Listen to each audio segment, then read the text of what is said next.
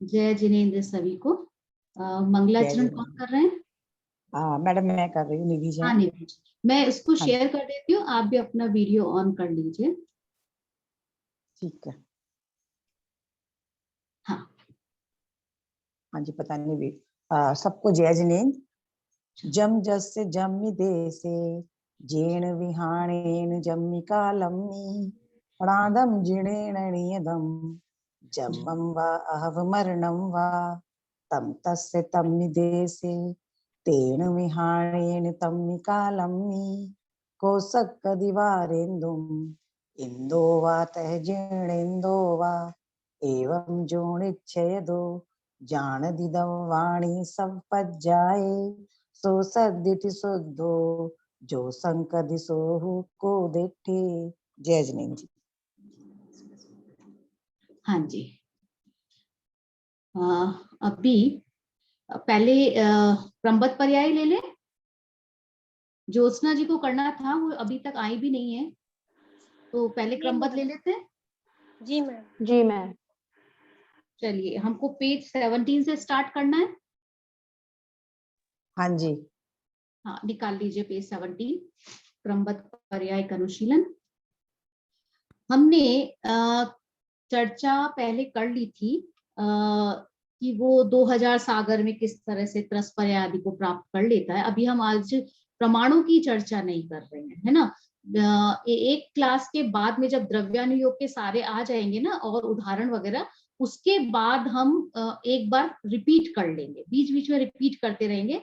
और मुझे उम्मीद है कि आप लोग लिख रहे होंगे, प्रमाणों को एक उल्लेख कर लीजिए, शॉर्ट में करिए, सारा डिटेल लिखने की जरूरत नहीं।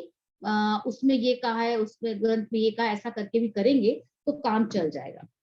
तो देखिए, ये चर्चा हमारी चल रही थी कि इतना काल जीव रहता है त्रस पर्याय के अंदर। तो ये चर्चा तो हमने मोक्षमा प्रकाशक में भी पढ़ी थी ना अपने। पेज 63 पर देख लेना कि जीव का त्रस पर्याय के रहने का काल वहां पर उल्लेख किया गया है ना।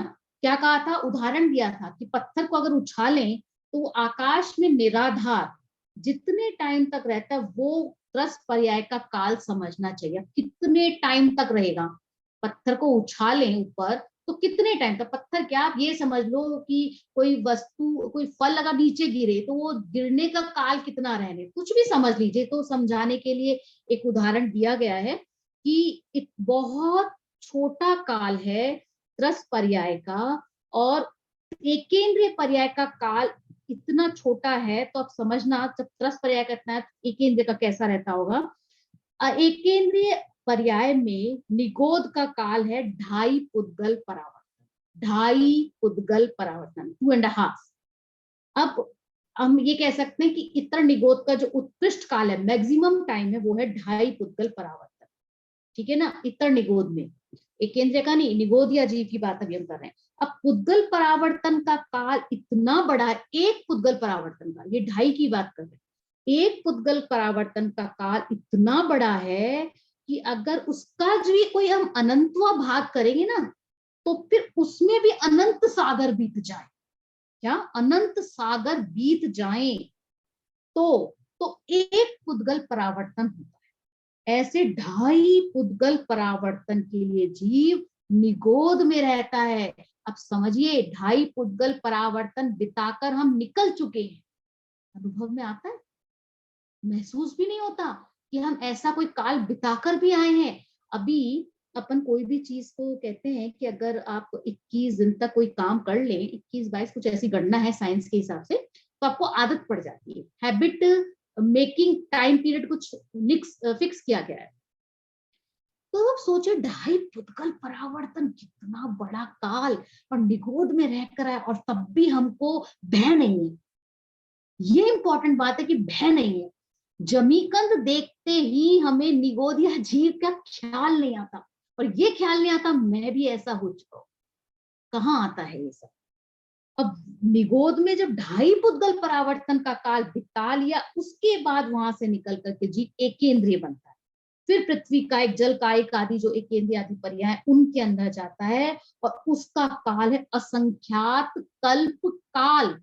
अब कल्प काल के बारे में तो हमको पता लग गया, 20 कोड़ा कोड़ी मिला रहे हैं तो एक कल्प काल जो हो रहा है, तो वो उतना बड़ा कल्प काल हो रहा है, वो असंख्यात एक केंद्रीय पर्याय, और फिर असंख्यात कल्प काल हम घूमे, फिर इतरनिगोद में वापस पहुंच जाएं, और फिर वहां से 2.5 पुद्गल परावर्तन करें, और फिर से एक केंद्रीय के अंदर पृथ्वी का एक, जल का एक, आदि अग्नि का एक, वनस्पति का एक बने, और फिर वापस से निगोद में पहुंच जाए।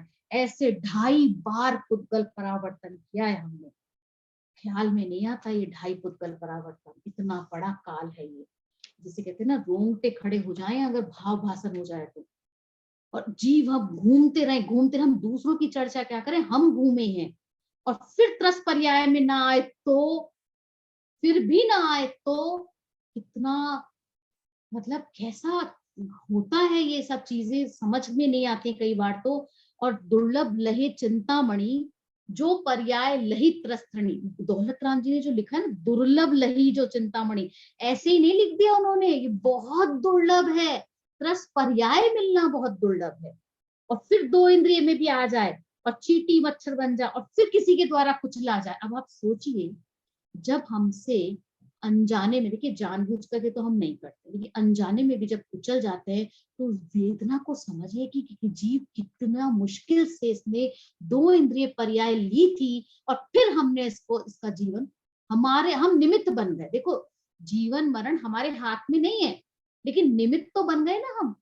हमारी थोड़ी सी असावधानी ने किसी जीव का कितना बुरा कर दिया, और फिर जब हमारे साथ कभी जीवन में बुरा होता है, तब हमें लगता है हमने किसका बुरा, तो ख्याल में ही नहीं आता कितना बुरा कर चुके हैं, ख्याल में ही नहीं आता, दिन रात कर रहे हैं।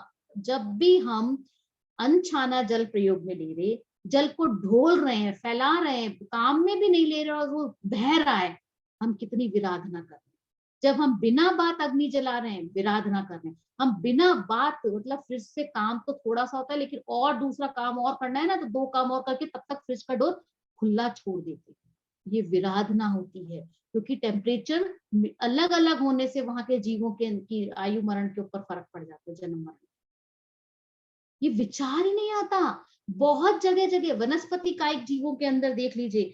एक बार मुझे पता लगा पान के बारे में, मैं इसके ऑथेंसिटी नहीं बोल रही, क्योंकि पर मेरे को किसी ने कहा, मैं तब तक पान का प्रयोग करती थी, ठीक है, ऐसा कोई रोजमर्रा के जीवन में भी नहीं, साल में कभी एक बार हो गया तो हो गया वैसा, लेकिन करती थी। किसी ने मुझे कहा कि पान में 36 वनस्पतियों का दोष लगता है, पान खा, एक पत्ता पान खाने से। और मैंने तो नियम लिया हुआ कि मेरे को इतनी वनस्पति ज्यादा यूज नहीं करनी है, तो ज्यादा हो गई, अब ये तो समस्या हो गई, मुझे पता ही नहीं था। अब कभी ना कभी तो कर लिया ना, उसी क्षण मैंने ये नहीं पता लगाया कि ये क्या सच है क्या नहीं। किसी ने अगर इतनी भी बात कही है कि एक पत्ते में इतनी वनस्पतियों का दोष है, हम क्या खा सकते हैं, मैंने उसी समय नियम लिया, और घर में मैंने पान के पत्ते लाए हुए थे कुछ डिश बनाने, मैंने उसी समय को निकाल दिया। क्यों? अब इस पे शंका क्यों? अगर नहीं भी है इनकेस, तब भी उसमें कुछ तो है दोष, पत्ती है इतना तो कहने। और जहां भी पत्तियां होती हैं, पान, ये जो पत्ते वाली पत्तियों को चौमासे में खाने के लिए जो मना किया जाता है, उसके पीछे रीजन होता है, और ये आयुर्वेद भी कहता है, खाली जैन धर्म में है ऐसा नहीं है। हमें क्या होता है, अपनी बात को प्रूव करने के लिए हमें दूसरों का भी सहारा लेना पड़ता है। ऐसे हमें सर्वज्ञ की सिद्धि करने के बाद भी विश्वास नहीं होता है, तो हमें ऐसा करना पड़ता है, या हमें हो भी तो हमें दूसरों को बताना पड़ता है, तो ये चीजें होती हैं। तो अब आप सोचिए, एक पत्ते का प्रयोग से आपको कितना दोष लगता है कि नहीं, वनस्पति का एक जीव। और आपने, हमने अगर नियम नहीं लिया तो जितनी वनस्पतियां हैं उन सबका दोष हमको लग जाता है, जबकि हम खाते भी नहीं है, प्रयोग में भी नहीं ले रहे, है ना। अभी आएगा, हम नियम को लेकर के पढ़ेंगे, मोक्षमा प्रकाशक में चर्चा आएगी कि नियम कैसे लेना चाहिए, कब लेना चाहिए, और किस तरह का लेना चाहिए, कुछ चर्चाएं आएंगी, वो हम पढ़ेंगे अगले सेमेस्टर्स के अंदर। तो अब सोचिए, हम जितना भी काम, जितनी भी चीजें हमारे प्रयोग में आ रही हैं, हम उनको कितना ले रहे हैं और कितना नहीं ले रहे, जस्ट उनको स्टॉक कर रखा है, तो वो परिग्रह का दोष नहीं पाते हैं, दोष तो लगेगा।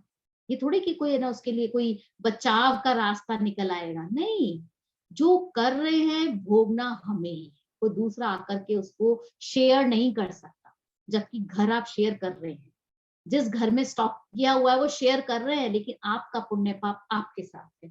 तो ऐसे ही हम एकेंद्रिय में भी मतलब 2 इंद्रिय 3 इंद्रिय पर्याय मिलने के बाद भी जीव वापस से लौट करके कहीं भी किसी भी पर्याय में जा सकता है। मतलब जरूरी थोड़ी कि वो मनुष्य बन जाए। और कितने भाव कौन सा जीव कब कहाँ धारण करेगा ये कहाँ झलक रहा है? केवल ज्ञान में। वहां तो है ही ना, कर्णानुयोग के शास्त्रों में लिखा है ना कि लब्ध्य पर्याप्तक जो जीव है, मैं लब्ध्य पर्याप्तक की चर्चा भी नहीं करूंगी क्योंकि अब ये शब्द आप समझते हैं, जिसकी पर्याप्तियां पूरी नहीं हुई। लब्ध्य पर्याप्तक जीव एक अंतर्मूर्त में कितने भाव धारण करता है, क्या ये कर्णानुयोग के जो शास्त्र हैं उनमें नहीं लिखा?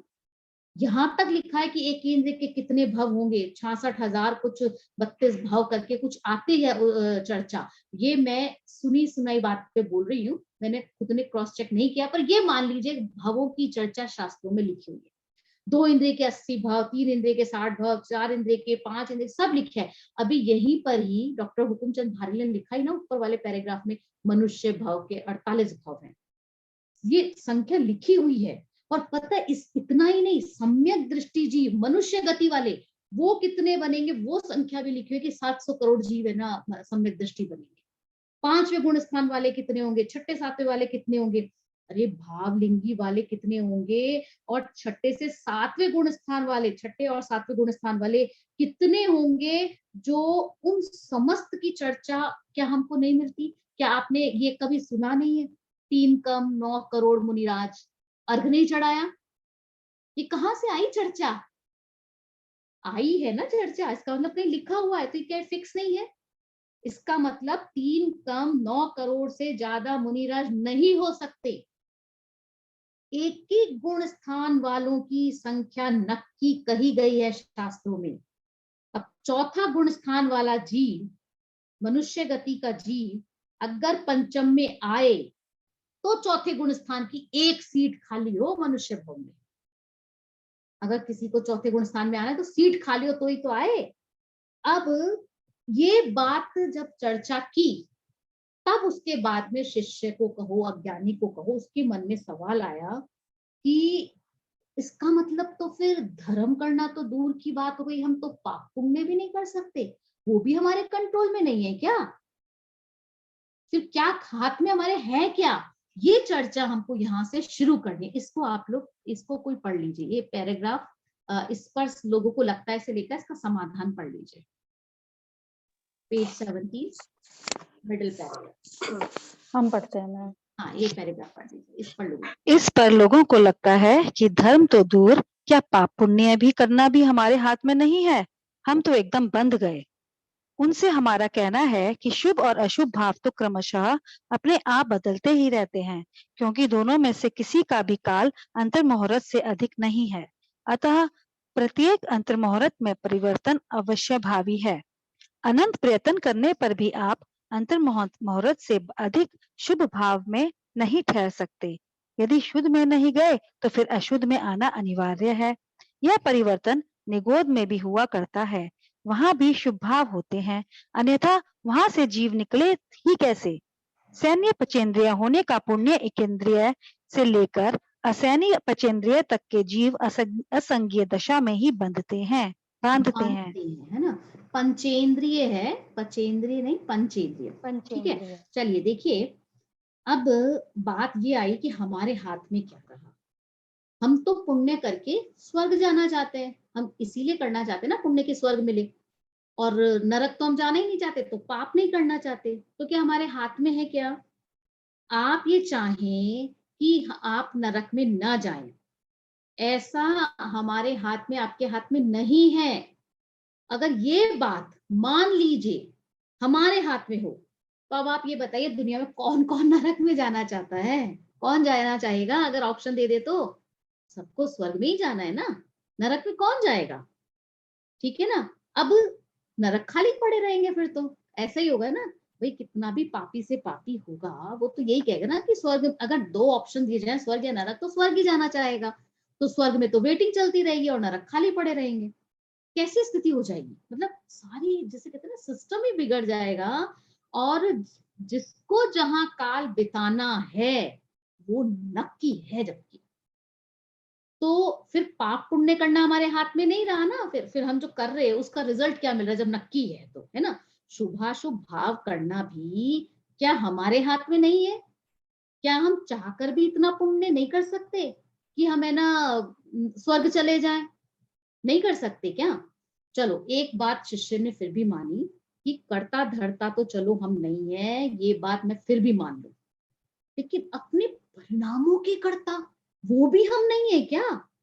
तो चलो ठीक है, आपको लगता है कि आप अपने परिणामों के कर्ता हो तो बन जाओ, कर लो, हाथ में है ना आपके, तो करो, करो पुण्य, आप पुण्य परिणाम कर लो।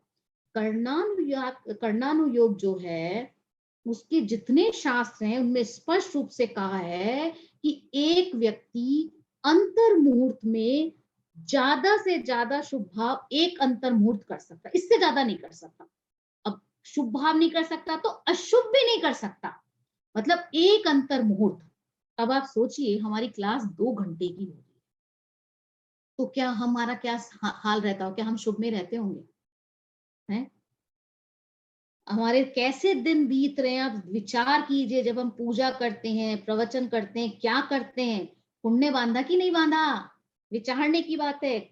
आपने क्लास के टाइम पर भी पाप बांधा है क्या, विचारना, पकड़ में नहीं आएगा। अशुभ भाव हो रहा है क्लास में बैठे बैठे भी, कैसे होता है, छोटे छोटे एग्जाम्पल्स से देख लीजिए, बाकी तो सबको अपना अपना पता ही होता है। एसी चल रहा हो, इन केस तेज गर्मी का समय हो, अब आपको वो एकदम से लगने लगा कि ये तो बहुत तेज ज्यादा ठंडा हो गया, अब आपके मन में क्या आया, आप जो सुन रहे थे वहां से ध्यान हट करके कहाँ चला गया, एसी के कम और ज्यादा पने को, ठंड होने को लेकर शरीर की तरफ चला गया, है ना। अब मान लीजिए जैसे देख रहे हैं, मैं तो इसीलिए क्या करती हूँ, सारी व्यवस्था पहले कर लेती हूँ, है ना। इवन जैसे जब कभी भी मैंने अपनी चुन्नी को, दुपट्टे को पिन अप नहीं किया ना, तो मेरा ध्यान गया वहां पे, अरे गिर रहा है, क्योंकि वीडियो ऑन होते तो दिख जाता है। मैं वीडियो ऑन इसीलिए पसंद नहीं करती, आपकी शक्ल नहीं दिखनी चाहिए, तो ध्यान ही नहीं जाएगा आपको कहीं पर भी, है ना। तो अब क्या होता है कि अगर लाइट कम आए, मैं इसलिए लाइट्स वगैरह सब चला के विंडो भी बंद कर लेती हूँ ताकि मुझे बाहर का कोई डिस्टर्बेंस नहीं आए। नहीं तो क्या होगा, जब वो डिस्टरबेंस आएगा तो मेरा अटेंशन उधर चला जाएगा, तो उसमें क्या नुकसान होगा। मैं जो शुभ उपयोग में रहने का प्रयास कर रही हूँ, ये तो बात अलग है कि आपको लग रहा है आप समझ रहे हो, मैं तो खुद को ही समझा रही हूँ, मैं तो अपनी ये स्वाध्याय कर रही हूँ, तो उसमें भी वो प्रॉब्लम आना शुरू हो जाती है कि कम दिख रहा है, अरे थोड़ा सा तेज नहीं दिख रहा है, अच्छे से नहीं दिख रहा है, तो लाइट जला लो, है ना। कभी अपना हम है ना आसन बदलते हैं, कभी अगर किसी की तबीयत ठीक नहीं तो वो सिरहाना लेकर बैठने की प्रयास करेगा, है ना। इधर उधर ध्यान नहीं जाता क्या हमारा। और इन केस कमरा खुला है तो कोई आ रहा है, कोई जा रहा है, कोई बेल बजी है, ये हमारा ध्यान नहीं जाता। क्या कभी हमारा सुनते सुनते ध्यान शरीर पे नहीं जा रहा, अरे मैंने नेल्स ही नहीं काटे, बढ़ रहे थे तो भूल गए, ये भी आ सकता है। कुछ भी, किसको क्या आता है ये वो जाने, मैं तो जस्ट एक जनरल एग्जांपल दे रही हूँ, ऐसा नहीं कि मेरे आए हो, मैं बता रही हूँ। जब भी कभी हम सुनते हैं तो क्या क्या कर सकते हैं, जब हम सुन रहे होते हैं अंतर मुंह से ज्यादा तो रहेंगे नहीं, तो फिर क्या होगा भाई, 48 मिनट से ज्यादा नहीं रह सकते, तो फिर कहीं ना कहीं तो जाएगा ना उपयोग, वो अशुभ शुभ से या तो अशुभ में जाएगा या शुद्ध में, शुद्ध में जाता नहीं है, तो फिर कहाँ जाएगा, अशुभ में जाएगा, और करेंगे क्या, है ना। तो अभी हम और तो और इतना भी देख लेते हैं, कितने बज गए अभी, है ना, मोबाइल में कौन सा मैसेज आ गया, तो अब ये क्या है, पुण्य भाव है क्या हमारा, बताइए। नहीं मैडम, 48 मिनट्स में भी 10 बार जाता है, हम अशुभ में जाते हैं। हाँ हो 48 जाता है, मिनट क्योंकि चंचल है और हमारा कंट्रोल नहीं है, पूरा जिसे कहते हैं ना फुल अटेंशन रखना इतना आसान नहीं है। मैंने ये प्रयास किया है, मैंने ये प्रयास कई बार जीवन में किया, और वाकई में हम चाहें तो कर सकते, लेकिन 48 मिनट्स आते ही आपका ध्यान में कुछ और आ जाएगा। क्यों, अगर बिल्कुल। अधिक रह जाए तो शुद्ध में नहीं चले जाएंगे, नहीं रह सकता, परिवर्तन अवश्यम भावी है, कंपलसरी होगा।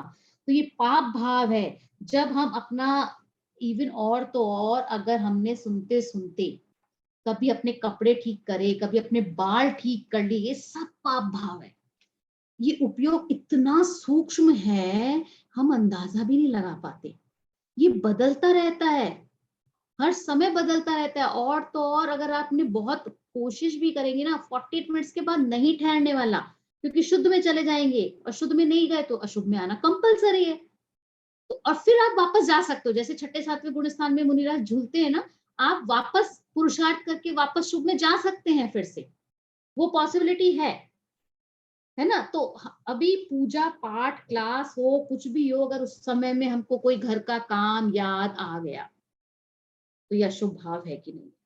पता है, जब मेरे घर में मैं अपना रूम ही लॉक कर लेती हूँ, क्योंकि इन लॉस तो है ना, बेल बजते तो वो तो मेरे पास आएंगे ही ना, अगर कोई आएगा तो मैं वो संभावना भी खत्म कर देती हूँ, मैं खोलूंगी ही नहीं। अब उनको पता लगे तो ये अब गई, ये है ही नहीं, हमारे लिए एग्जिस्ट ही नहीं करती। अब 1 घंटे 2 घंटे जब तक क्लास है ये एग्जिस्ट नहीं करती, ये है ही नहीं। अब और जितने लोग आएंगे उनके लिए वो यही कहते हैं वो है ही नहीं, वो क्लास में वो नहीं बोले, नहीं उठेगी, नहीं कर बोली। तो अब क्या होगा, मेरा टेंशन वहां जाएगा नहीं, ना वो मुझे डिस्टर्ब करे।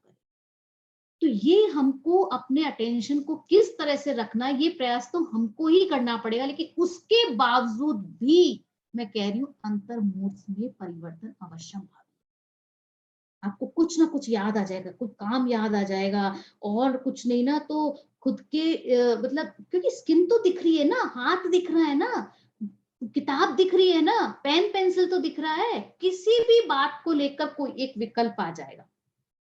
और तो और जब हम अपने आप को ही किसी, जिस कहते हैं सांचे में, अगर एक मोल्ड में अगर हम अपने आप को फिट करें, तो हम अपने आप को इस सब चीजों को देखेंगे, और कुछ नहीं ना, हम अपने गालों पे खुजली कर लेंगे, सर खुजा लेंगे, कभी कपड़ों को, कभी घुटनों को आगे पीछे करेंगे, कभी बच्चे की याद आ जाए किसी बात को लेकर के, ये सब पाप भाव है।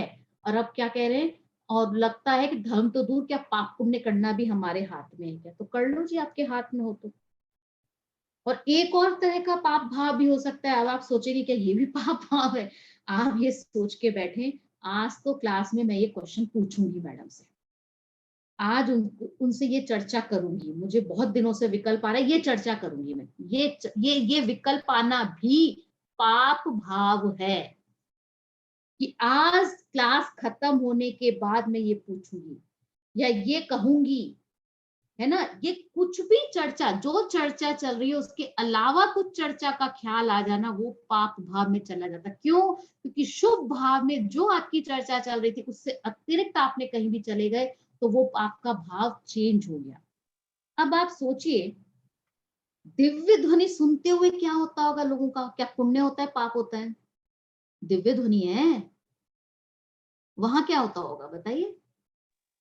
उसमें भी यही होता होगा, हर किसी का इतना हाँ, अंतर मनोरथ का वो नहीं लगता बिल्कुल, होगा। क्योंकि नियम है ना, तो वहां भी लोग पाप भाव में चले जाते हैं।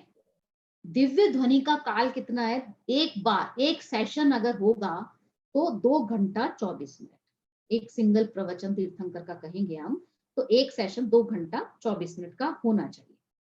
तो फिर वो आएंगे कि नहीं आएंगे, जो समोक्षण में बैठे हैं लोग, वो पाप भाव में आएंगे कि नहीं आएंगे?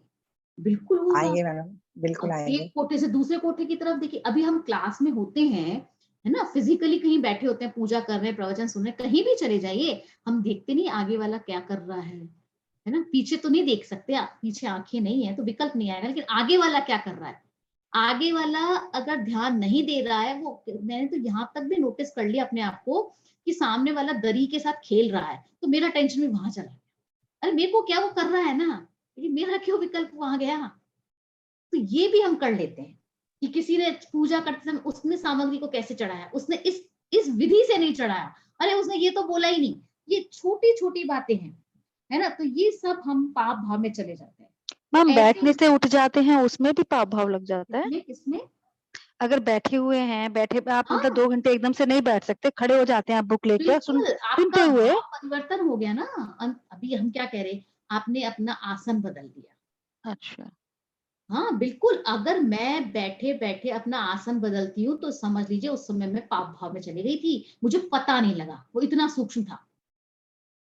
तो मेरे साथ भी, क्योंकि फिजिकल मेरी प्रॉब्लम है, मैं पूजा में पूरे टाइम नहीं बैठती, जब उसमें वो आ जाता है ना कि है ना आह्वान करना है तो आप खड़े हो जाओ, है ना, तो अर्घ के टाइम पे मैं खड़ी हो जाती हूँ, फिर जयमाला के टाइम पे बैठी रहती हूँ, इस तरह से अपने आप को एडजस्ट करती रहती हूँ ताकि मैं विधान में पूजा को कर सकूं। है ना। तो ये जो चीजें भी करी गई है ना, ये सबके पीछे लॉजिक्स हैं। आप पूजा में पूरा टाइम नहीं बैठ सकते उसी पूजा के भाव पे, तो आपका विकल्प कहीं और जाए उसकी वजह इन चीजों में लगा दिया। बात समझ आती है भाई? कहीं ना कहीं तो आपका विकल्प जाएगा।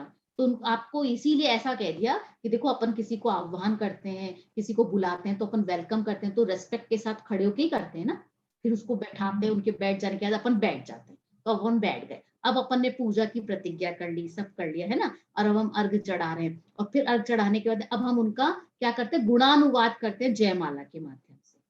तो अब यहाँ जयमाला के अंदर आपका डिस्टरबेंस नहीं होना चाहिए। क्यों? जयमाला बहुत गंभीर होती है। अर्घ चढ़ाते समय तो आपको कहा ही जा रहा है कि आपका भाव बदले। आप कहाँ थाली में देखेंगे, थाली से दूसरी थाली में चढ़ाएंगे या अर्घ बोलेंगे तो आपका विकल्प आएंगे। यहाँ पे एक्सपेक्टेशन नहीं है।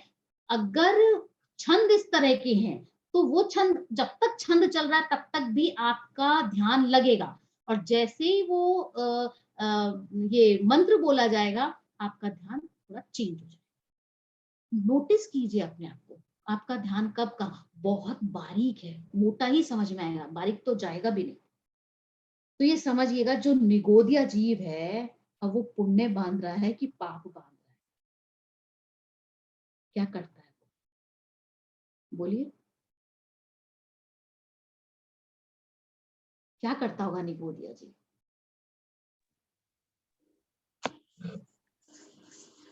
क्यों रुचिका जी, क्या लगता है आपको? मैम वो तो दोनों ही भाव होते हैं, शुभ भी होता हाँ, है। दोनों ही, क्योंकि नियम है ना कि अंतर्मूर्त है, टाइम पीरियड एक लिमिट दे दिया, अब उसके बाद में उसके भी होंगे।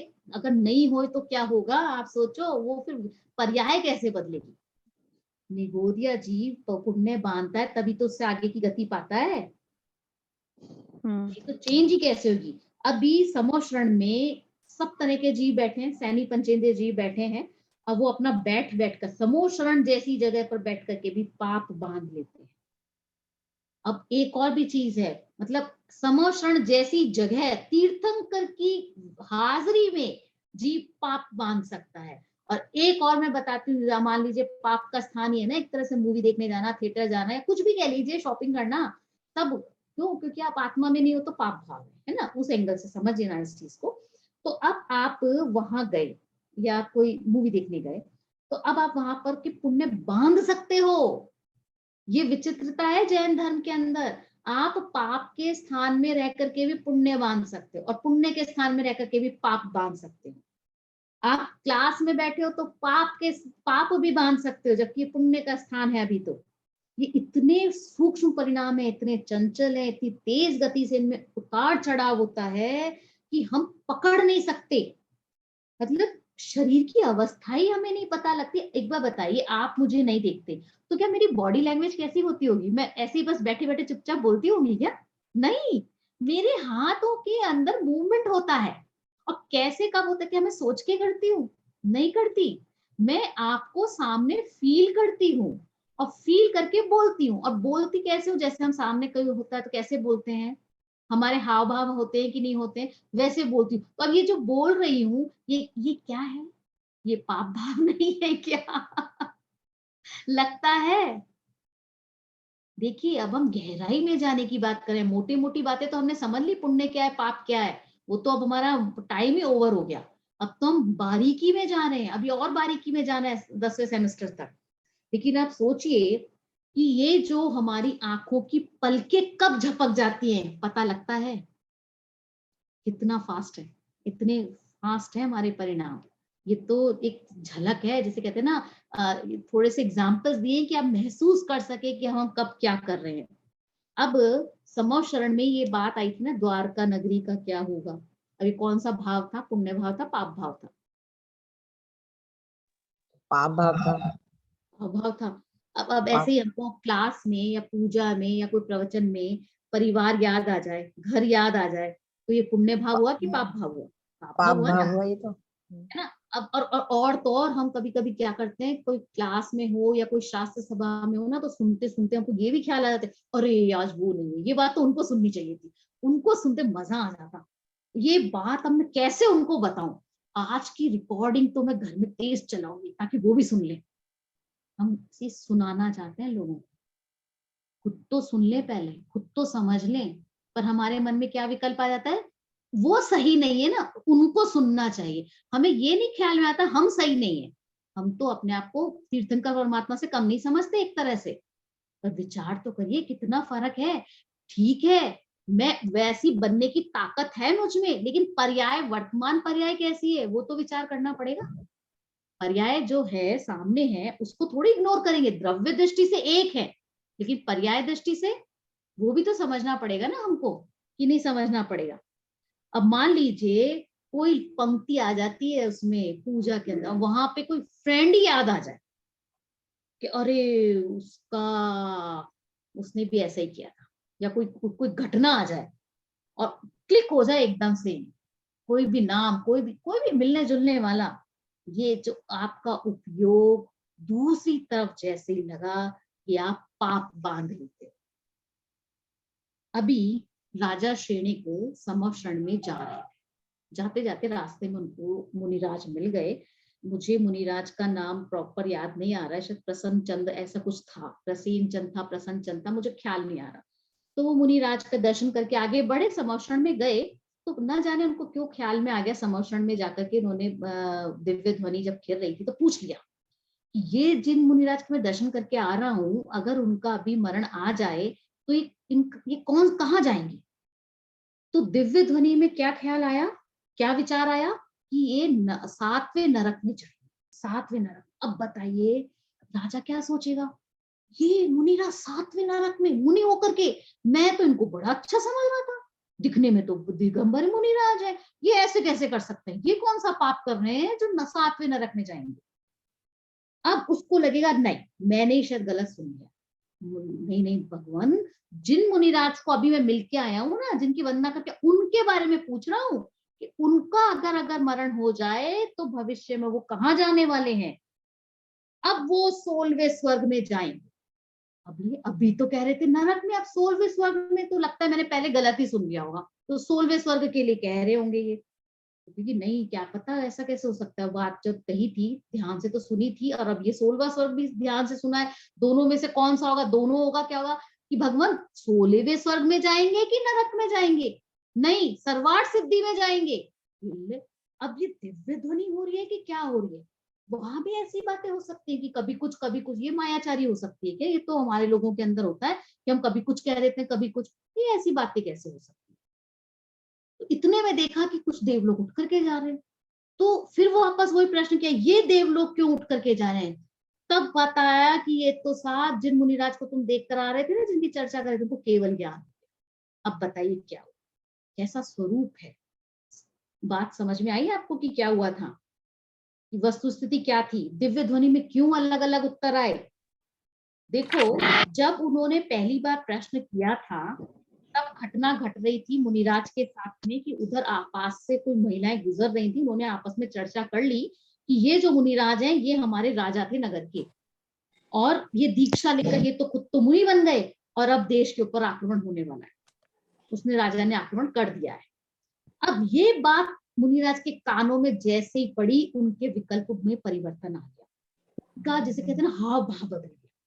अच्छा, उसकी इतनी हिम्मत, जब तक मैं राजा था तब तक तो कभी आंख उठाकर नहीं देखा, और अब आक्रमण कर रहा है मेरे बच्चे को छोटा जान करके। अब उनकी ये जैसे परिणाम हुए, अगर उस समय में आयु बंध जाए तो वह उसका नरक की आयु बंधती, आयु बंधे तो, लेकिन उनकी आयु नहीं बंधी थी, लेकिन परिणाम कैसे हो गए थे, नरक के। अब 2-4 मिनट के बाद ही उन्होंने अपने आप से, जैसे कहते हैं जब राजा श्रेणिक ने प्रश्न किया, इतने में मुनिराज के भी विकल्प बदल गए, उनके परिणाम बदल गए, विचार करने लगे, अरे मैं तो मुनिराज, मैंने मुनि दीक्षा ले रखी है, कौन सा राज्य, किसका बेटा, किसका दुश्मन, ये मैंने क्या कर दिया, मैं तो इन सबको छोड़ चुका हूँ, और 12 भावनाओं का चिंतन करने लग गए। अब इस चिंतन के फल स्वरूप उनकी आयु अगर बंध जाए तो वो 16वें स्वर्ग में जाए, जो मुनिराज है ना, 16वें स्वर्ग में जाएंगे। अब लेकिन इतने में फिर से इधर श्रेणिक ने प्रश्न कर दिया, इधर वो मुनिराज अपने चिंतन के अंदर, जिसे कहते हैं ना, उनका ये उपयोग भी छूट गया, 12 भावना का जो उपयोग कर रहे थे, और अपने आत्मा में लीन होने लगे। अब उस काल के अंदर आयु बंध जाए तो सर्वार्थ सिद्धि के अंदर जन्म होता है। और इधर फिर वापस से अब वो आत्मा से निकले ही नहीं, बाहर निकले ही नहीं, तो अरहंत परमात्मा बन गए और केवल ज्ञान हो गया। ये है परिणामों की विचित्रता, कैसा उतार चढ़ाव चलता है। हम बैठे बैठे ही परिणामों की कैसी उठापटक करते हैं, और तो और दान देने की घोषणा कर देते हैं। दान देते समय आपने देखा होगा अक्सर जो लोग दान देने आते हैं ना, वो फटाफट काम करना चाहते हैं कि अभी अभी अभी। क्यों? क्योंकि परिणाम बदल जाएंगे। अरे दान देते देते वो रसीद कटते कटते व्यक्ति के मन में विकल्प आ जाता है, अरे कहीं कम तो नहीं दे दिया, और दे देना चाहिए था।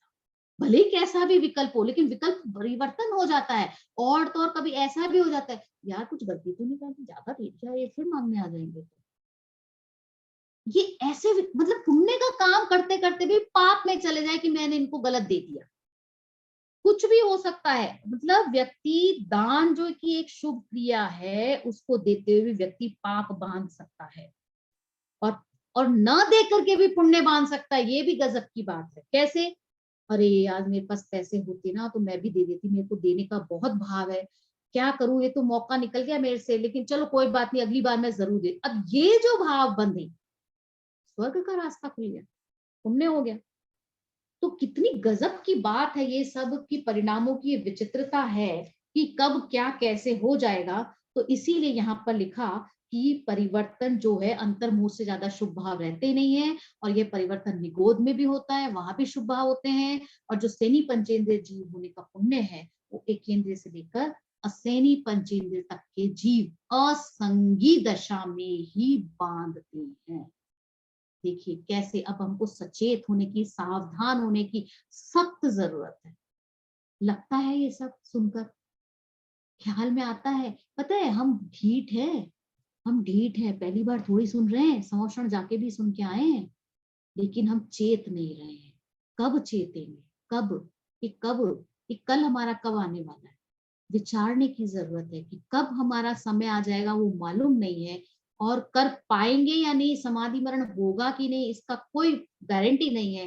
लेकिन जो वर्तमान चल रहा है उसमें अपने परिणामों को संभालें। वर्तमान को संभालेंगे तो भविष्य अपने आप सुधर जाएगा, और वर्तमान को बिगाड़ेंगे तो भविष्य को निश्चित रूप से बिगाड़ देंगे।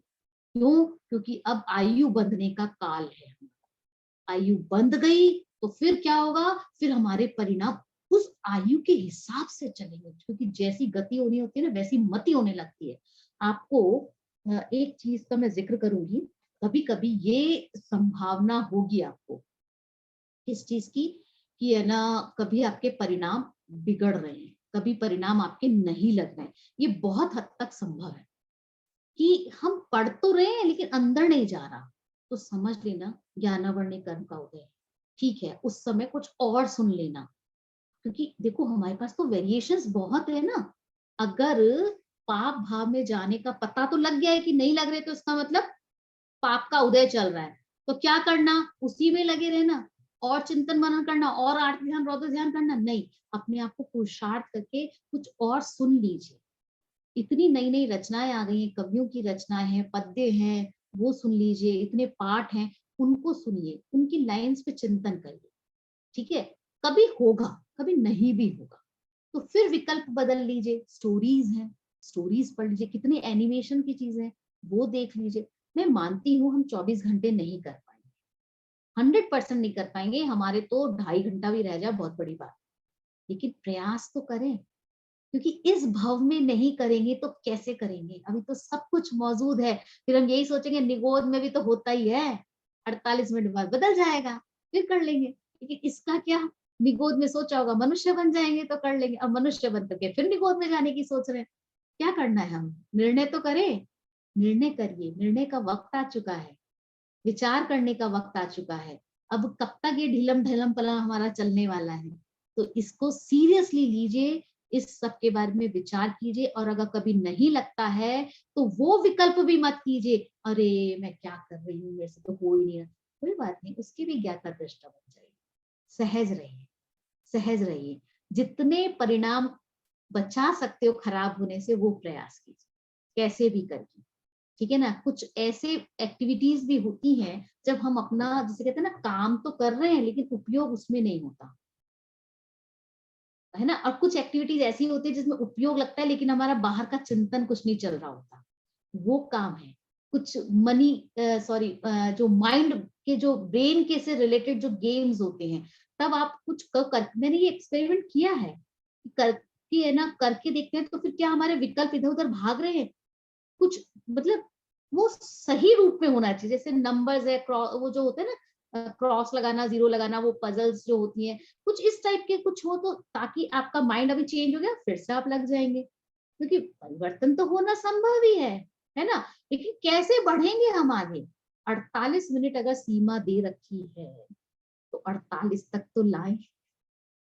वो तो चेक करें, अपना अपना स्वयं चेक कीजिएगा कि हम जब किसी भी चीज को के अंदर रहते हैं तो हमारे परिणाम कैसे रहते हैं, कहाँ रहते हैं, क्या कब नहीं रहते हैं, कब हमने क्या परिवर्तन किया। तो विचार करिए, अपने पर क्रॉस चेक रखिए, क्रॉस चेक करेंगे तो वो दूर होने का की संभावना नजर आएगी, नहीं तो नहीं आएगी। चलिए पढ़िए नेक्स्ट पैराग्राफ। भरत चक्रवर्ती के उन पुत्रों ने जो कि निगोद से निकलकर एकाध पर्याय को अविवक्षित करके सीधे चक्रवर्ती के पुत्र होकर इसी भव से मोक्ष गए हैं। मनुष्य भाव और चक्रवर्ती के यहाँ उत्पन्न होकर चरम शरीर प्राप्त करने का पुण्य असैनी अवस्था में ही बांधा था, पर यह सब सहज क्रम से संभव हुआ था। वहाँ बुद्धिपूर्वक कुछ भी प्रयत्न नहीं किया गया था। जैसा कि कहा है, नित्य निगोद माही ते कड़ीकर नर पर जाए पाए सुखदानी, तम कित लही अंतर मुहूर्त में केवल पाए वरी शिवरानी। हाँ जी, बस यहीं तक रखिए, फिर आगे हम अलग चर्चा करेंगे। ये जो छंद है, ये आपने देखा होगा नीचे रेफरेंस दिया हुआ है, कवि पर भागचंद जी ने लिखा है। भागचंद जी ने, आपको याद आता है भागचंद जी का नाम आपने कब सुना था? मैडम महावीर अष्टक में उन्होंने ही लिखा था। हाँ, महावीर अष्टक के अंदर सुना था। और इनका टाइम पीरियड है 1850। मैंने आप लोगों के साथ एक लिंक शेयर किया था जिसमें आप देख सकते हैं कि जो भी हमारे पुराने आचार्य हैं, प्राचीन आचार्य हैं, जो हमारे कवि हैं, जो हमारे विद्वान हैं, उनका टाइम पीरियड हम देख सकते हैं। मैं ये नहीं कहूंगी कि वो 100% सही है क्या, क्योंकि मैंने उसकी वेरिफिकेशन तो नहीं की है। और कुछ व्यूज मैंने पढ़े हैं जिसमें किसी ने कहा कि नहीं, थोड़ा सा इन्होंने ये गलत लिखा है टोडरमल जी के बारे में और ये छेड़ाला के बारे में।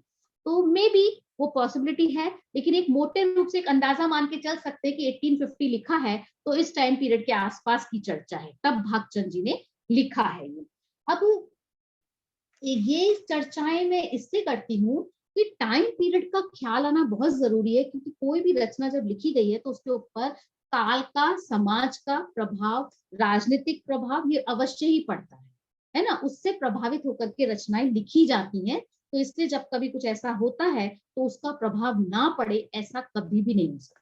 अब कोरोना टाइम पीरियड में जितनी भी रचनाएं लिखी गई होंगी, जो वीडियोस बनी होंगी, उनमें कहीं ना कहीं आपके मास्क दिखाई देंगे या कुछ ऐसी रचनाएं होंगी तो जहाँ पे कोरोना का से रिलेटेड या वायरस से रिलेटेड एग्जाम्पल्स दिए गए होंगे, है ना। तो वो उल्लेख आने का मतलब क्या होता है कि उस उल्लेख का मतलब है कि उस समय ये समाज में घटना घटी होगी। तो ये चीजों का हम जैसे अभी कोई विद्वान चश्मे का एग्जाम्पल दे दे कि भाई ऐनक का, तो इसका मतलब वो उस टाइम पर हो चुके थे जब ऐनक का आविष्कार हो चुका है ना। तो हम इंटरनल चीजों से, इंटरनल रेफरेंसेस से उस लेखक के काल तक, उसके सामाजिक और राजनीतिक परिस्थितियों तक पहुंचने का प्रयास करते हैं। ये सब रिसर्च की चीजें होती हैं एक्चुअली, और मुझे मजा आता है ये सब देखने करने में, जानने के अंदर। तो मैं आप लोगों से जिक्र कर देती हूँ, हालांकि ये नहीं करूँ तो भी कोई प्रॉब्लम नहीं होगी, लेकिन फिर भी मैं कर ही देती हूँ।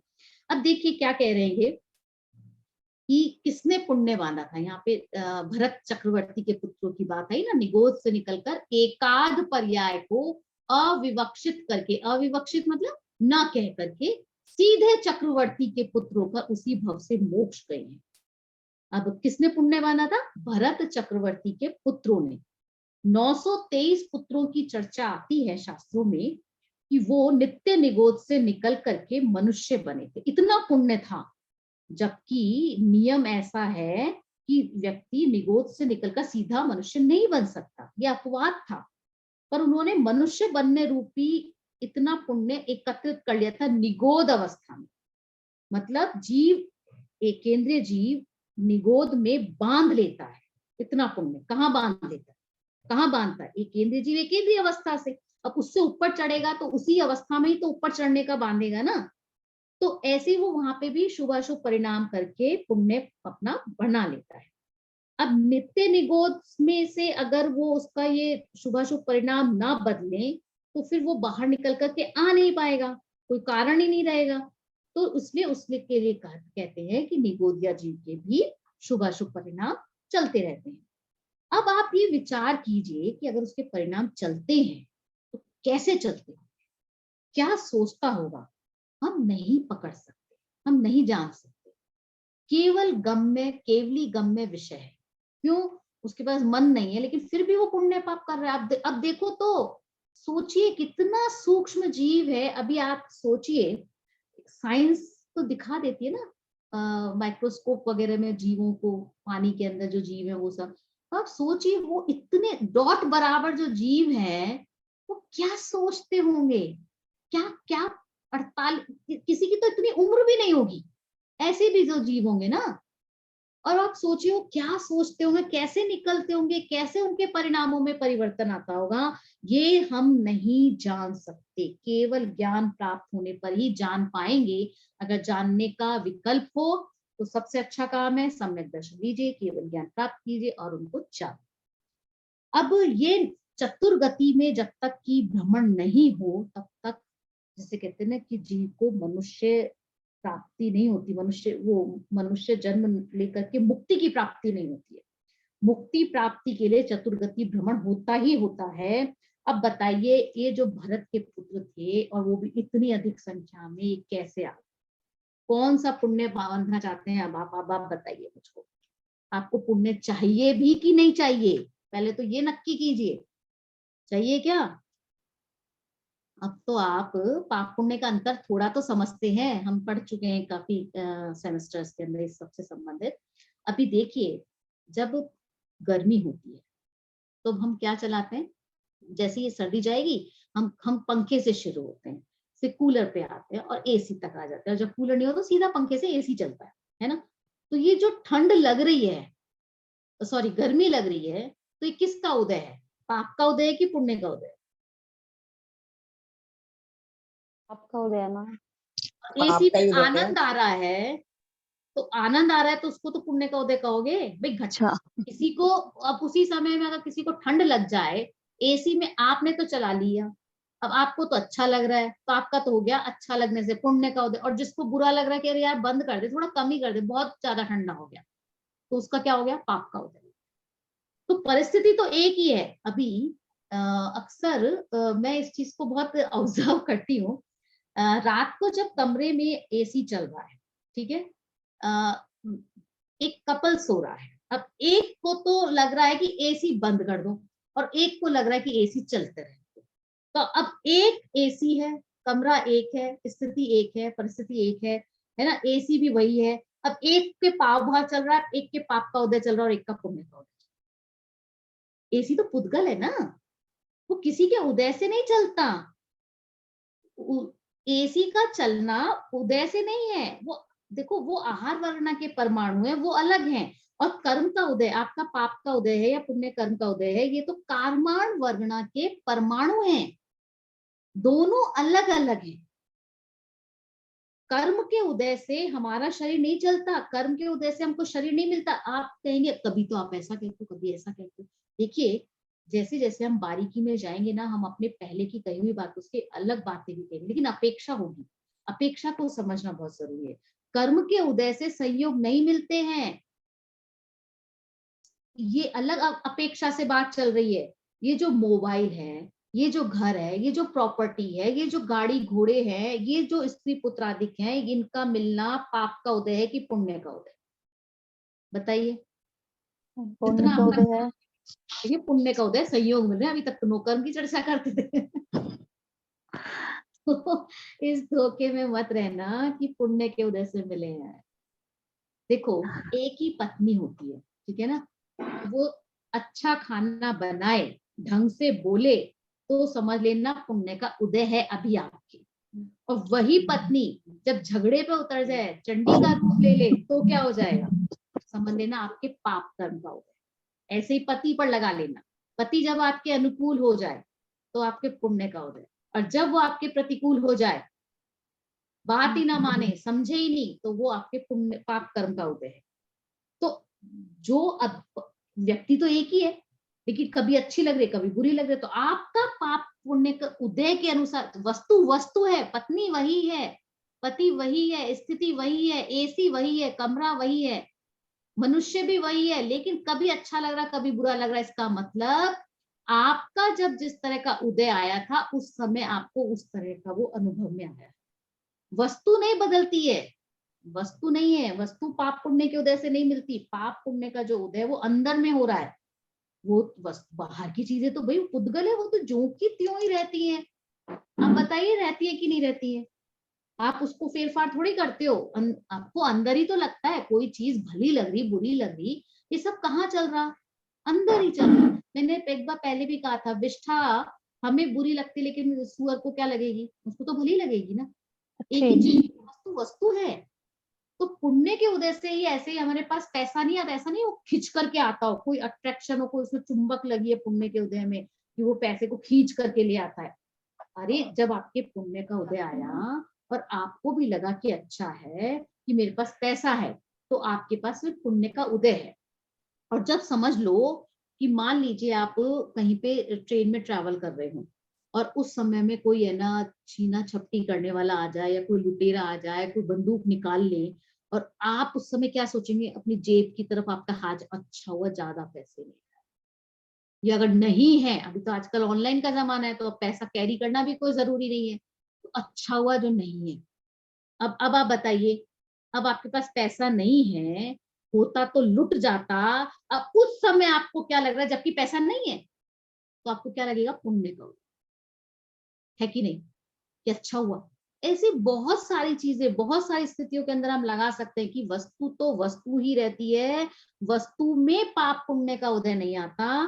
पाप पुण्य का उदय जो है वो अनुकूलता और प्रतिकूलता के ऊपर निर्भर करता है। किसकी? हमारे परिणामों। आपको अनुकूल लग रहा है तो पुण्य का उदय, और आपको प्रतिकूल लग रहा है तो पाप का उदय। ठीक है ना? ये बात हमको बहुत अच्छे से समझ लेनी है कि वस्तु तो वस्तु है, वस्तु को अगर हम एक प्लेस से दूसरी प्लेस पर ले जाते हैं या वो चले जाते हैं तो अपनी योग्यता से होता है। और ये जो क्षेत्र से क्षेत्रांतर, एक प्लेस से दूसरी प्लेस का जो ट्रांसफर हुआ है वस्तु का, उसके अंदर हमको अनुकूलता लगना या प्रतिकूलता लगना, ये पाप पुण्य उदय के अनुसार होता है, उस पर निर्भर करता है। मान लीजिए कोई व्हीकल हमने खरीदा, बहुत इच्छा के साथ खरीदा और लेकर के आ गए, घर पे ला करके खड़ी करी, बहुत खुश हुए कि हाँ अब उस समय क्या लग रहा है? पुण्य का उदय है ना, खुश हो रहे हैं आप, पुण्य का उदय। और इतने में ही आपका बेटा कह दे, अरे पापा आपको कहा तो था कि लेटेस्ट मॉडल लाना, अब ये क्यों ले लिया आपने? ये क्या किया आपने? अब इतना सुनना था और अब आपका क्या हो गया? आपको बुरा लगने लगे। अब आपका क्या हो गया? पुण्य का उदय पाप के उदय में बदल गया। आप क्या सोच के वो मॉडल नहीं लाए कि पैसे ज्यादा लग रहे थे? बच्चे को तो नहीं पता, बच्चे तो इतना विचार करेंगे नहीं, वो तो उनको तो ये मालूम है ये लेटेस्ट है।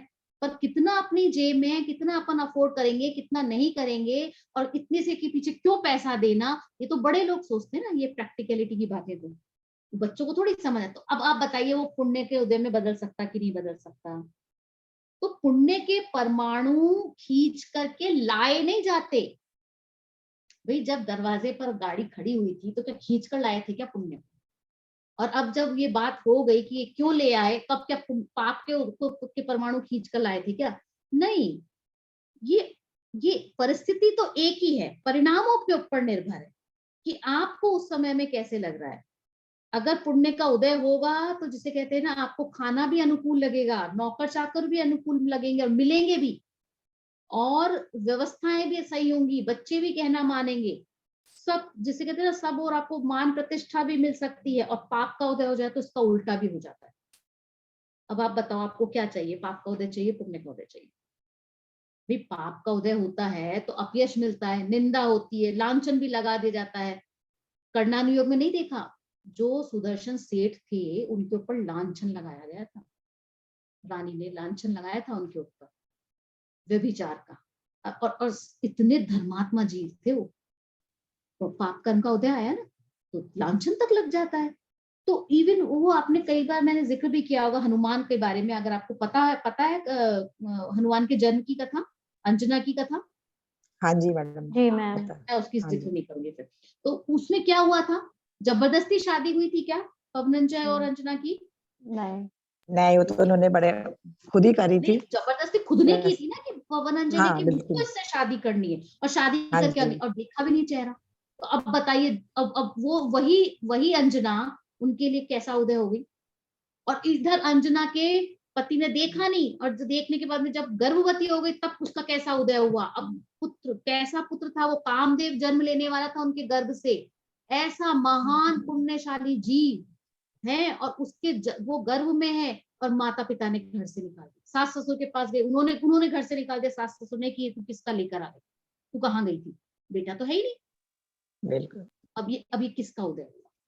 अरे बहुत सारी कहानियां हैं अपने वर्तमान युग के अंदर, जिनके अंदर हम देखते हैं कि पाप के उदय से क्या होता है, पुण्य के उदय से होता है क्या होता है। पुण्य का उदय मिले तो बेटा, जिसे कहते हैं ना, सर आंखों पे रखता, और पाप का उदय हो तो गालियां भी निकाले, घर से भी निकाल दे। जो हम कभी कभी देखते हैं ना कि ये कैसे है ना, लोग ओल्ड एज होम में पहुंच जाते हैं। हमको जब हमारा पुण्य का उदय होता है ना, तो हमें बहुत बुरा लगता है, ये सब कैसे कर सकता है कोई ऐसा चीज, अपने ही माँ बाप को भेज दिया। और जब आपके पाप का उदय आएगा ना, आप भी एक काम कर सकते, नहीं पता अभी उस समय परिणाम कैसे होंगे। तो ये शास्त्र सुन रहे हैं हम, तब भी बताइए हम पाप कर सकते हैं कि पुण्य कर सकते हैं? शास्त्र सुनते समय भी हम पाप मान सकते हैं? अब आप बताइए। तो ये परिणामों के ऊपर है, परिणामों के ऊपर है। अब देखिए आप कितने स्वतंत्र हो, बताओ कितने स्वतंत्र हो, कर लो जो मर्जी करना है। परिणामों के ऊपर चल सकती है आपकी, चल सकती है, चल सकती है, परिणामों पे ही चलानी है। अभी आप कहेंगे अभी तो आपने कहा था जैसी गति वैसी मति, फिर परिणामों का क्या होगा?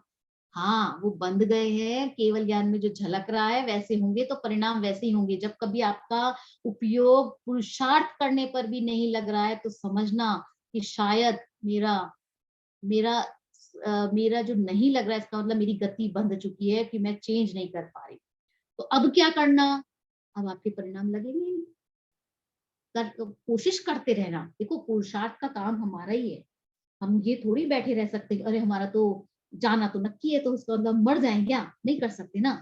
पता तो सबको है ना, वही वाली बात है, पुत्र पैदा हुआ तो बहू ले आए क्या? पता तो सबको है आने वाली है, आएगी भी, लेकिन समय पे होगा ना काम। तो समय पर होगा जो होना है। पर हम अभी क्या करें, अपने आप को प्रयास पूर्वक शुभ में लाने का प्रयास करें। शुभ में आएगा तभी तो शुद्ध तक जा पाएंगे, और फिर शुभ भी छूटेगा तब शुद्ध में जा सकते, और शुद्ध में ही रह जाएं तो कल्याण, वो स्थिति है। चलिए देखिए नेक्स्ट पैराग्राफ। समय तो फिर भी मैं आपसे ही जानना चाहता हूँ कि आप कौन सा पुण्य भाव करने की स्वाधीनता चाहते हैं, तीर्थंकर, चक्रवर्ती या इंद्रादित्य पद प्राप्त करने का।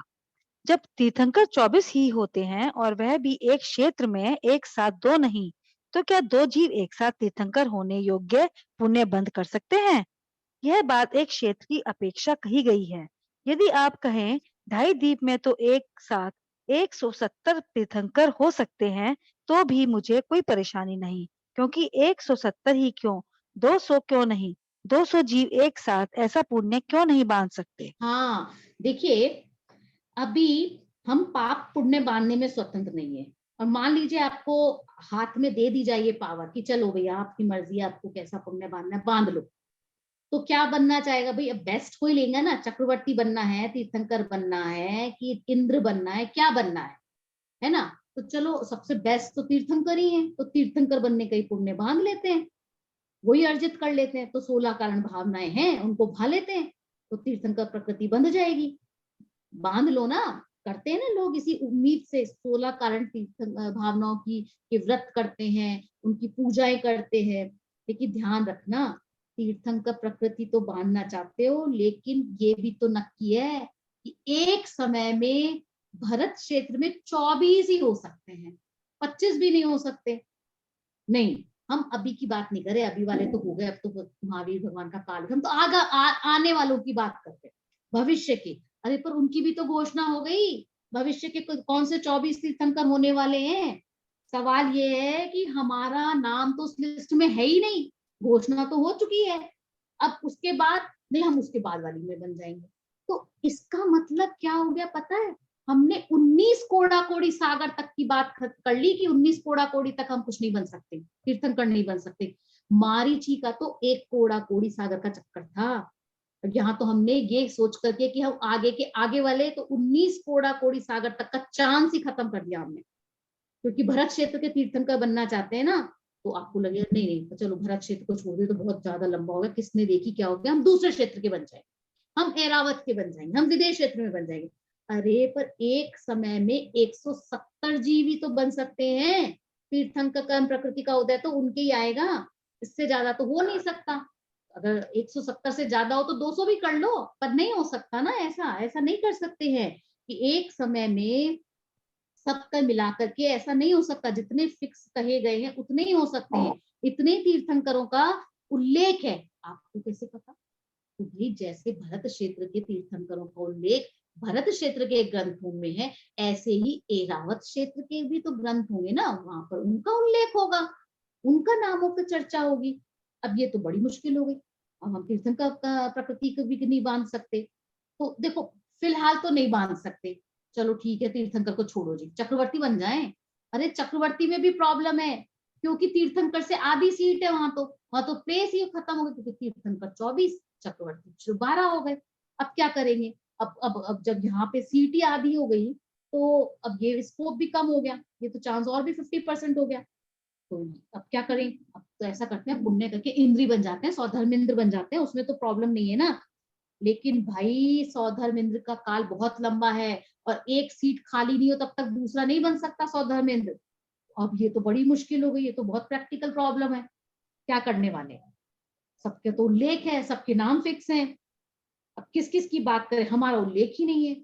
और जिन जिन का तीर्थंकर बनना नक्की है, चक्रवर्ती बनना नक्की है, सौधर्मेंद्र बनना नक्की है, हमारा तो नक्की नहीं है, क्योंकि लिखा ही नहीं है। भाई तीर्थंकर का नक्की है तो उनकी निश्चिंतता की घोषणा करके, निश्चितता की, उनकी उनकी फिक्सिंग की जो घोषणा हो गई, तो उससे क्या ये सहज नहीं हो गया कि सभी कुछ फिक्स है? क्या ये पता नहीं लगता हमको?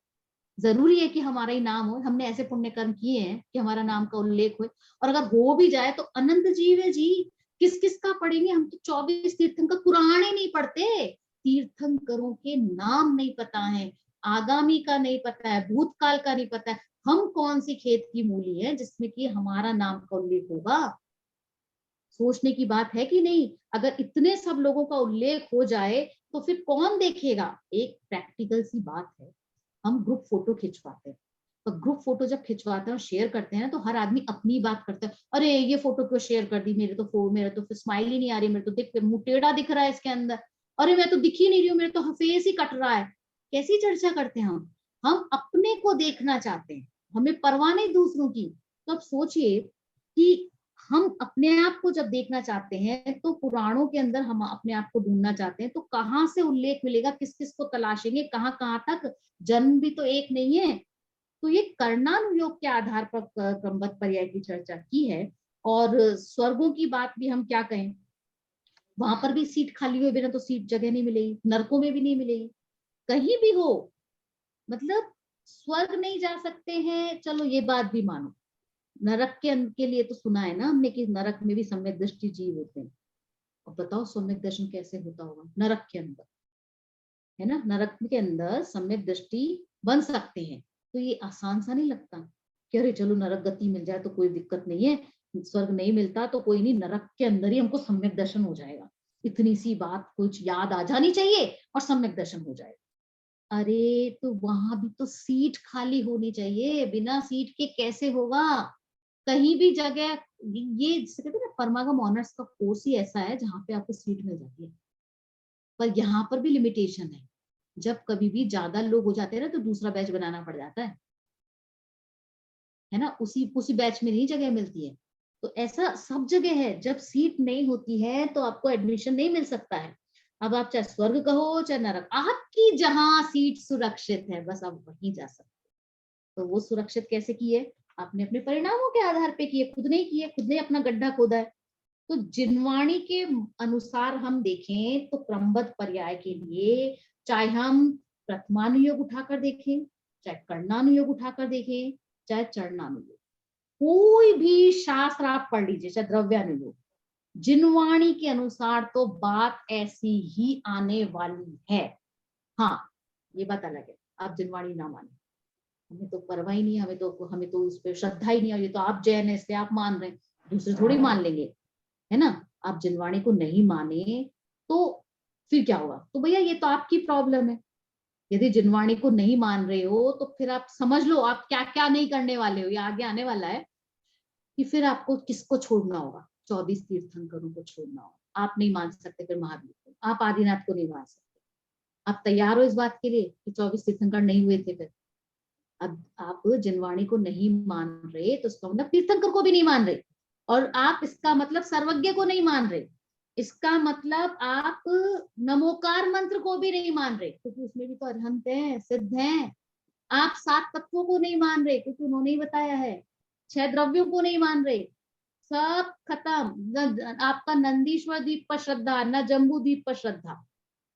अरे इतना कुछ तो ठीक है, लेकिन नमोकार मंत्र पर तो श्रद्धा है भैया, ये तो मानते हैं, इसमें तो ऐसा कुछ है भी नहीं। अरे कैसे करोगे श्रद्धा? तुम तो अरहंत को ही नहीं मान रहे, तुम सर्वज्ञ को नहीं मान रहे, कैसे मानोगे? सब खत्म हो जाएगा, सारा आधार ही खत्म हो जाएगा अगर आपने जिनवाणी को स्वीकार नहीं किया तो कुल मिलाकर के बात इतनी सी है कि आप इस बात को मानो कि ये क्रमबद्ध पर्याय क्या है ना। तो लेकिन पता है प्रॉब्लम तब होती है ज्यादा जो इसको पढ़ने लिखने वाले लोग हैं ना, जो प्रथमानुयोग भी पढ़ रहे हैं, कर्णानुयोग भी पढ़ रहे हैं, चरणानुयोग भी पढ़ रहे हैं और द्रव्यानुयोग भी पढ़ रहे हैं, और फिर भी कहते हैं क्रमबद्ध पर्याय कुछ नहीं, ये बेकार है, हम इसको नहीं स्वीकार सकते। जबकि कितने प्रमाण दिए हैं, कितने तर्क दिए हैं, युक्ति से बताया है, तर्क से कहा है, हर बात पे ये बात सिद्ध होती है कि ये सब कुछ निश्चित है, लेकिन फिर भी लोग इसको नहीं मानने को तैयार है। अगर नहीं मानने को तैयार है तो इसका मतलब उनकी गति फिक्स हो गई, इसका मतलब वो सर्वज्ञ को नहीं मानते, इसका मतलब वो नमोकार मंत्र को भी नहीं मानते, क्योंकि सब चीजें ग्रंथों में लिखी हुई तो हैं, सब कुछ तो चीजें हैं, और कितना सुनना चाहते हो, कितना पढ़ना चाहते हो, पढ़िए इसको आगे, ये सारी चर्चाएं इसी के अंदर आने वाली हैं। ये वाला पैराग्राफ और अगला पैराग्राफ पढ़ लीजिए। भरत क्षेत्र में जो आगामी 24 तीर्थंकर होने वाले हैं, उनके नामों की घोषणाएं जनागम में हो ही चुकी हैं। साथ ही उन जीवों के नाम भी घोषित हो चुके हैं जिन्हें भावी तीर्थंकर होना है। यह सब निश्चित था तभी तो घोषित हुआ है। क्या उनके अतिरिक्त कोई अन्य जीव तीर्थंकर प्रकृति बांध सकता है? यदि नहीं तो फिर हम सबकी तो 19 कोड़ा कोड़ी सागर की छुट्टी हो गई।